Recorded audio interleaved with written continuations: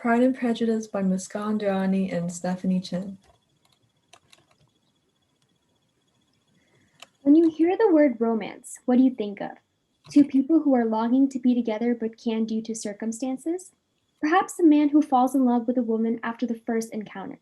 You'd be surprised to discover that this book is actually the opposite of that. Bending the traditional conventions of a romantic novel, Jane Austen's Pride and Prejudice brings to life a new kind of romance that emerges between two atypical protagonists, Elizabeth Bennet and Fitzwilliam Darcy.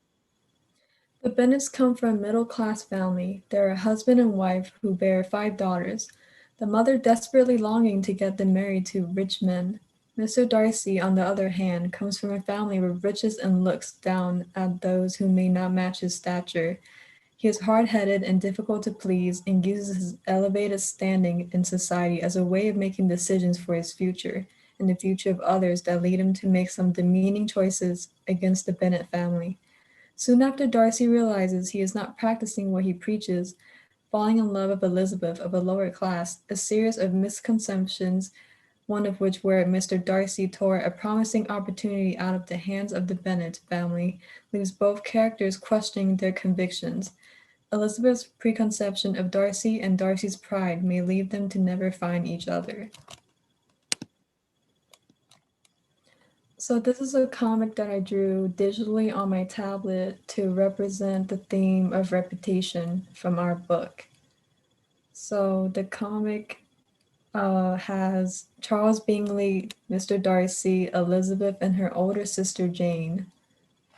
So the comic starts off by Charles Bingley saying, "So what do you think of Miss Elizabeth, Mr. Darcy?" She doesn't tempt me at the slightest in any way. Nothing much to see there. Which Elizabeth thinks to herself from overhearing, he thinks he can say that because of his wealth and prestige. How rude. In the meanwhile, Mr. Bingley and Jane share romantic moments with another. Later at Netherfield Park, I'd have to say, Mr. Bingley, Elizabeth would have only had potential if it weren't for her lack of wealth. so I chose to draw these scenes from the book to show how one's reputation, either via wealth or prestige, can influence and sway one's opinion and action, as we just saw by Darcy's interaction with Bingley. Jane Austen suggests that reputation plays a role in society and reflects the choices one makes. And this can be seen through the first quote when Mrs. Bennet says, "It is a truth universally acknowledged that a single man in the possession of a good fortune must be in want of a wife." Mrs. Bennet indirectly describes through the quotation that wealth and prestige play an especially important role for their families since they are all daughters.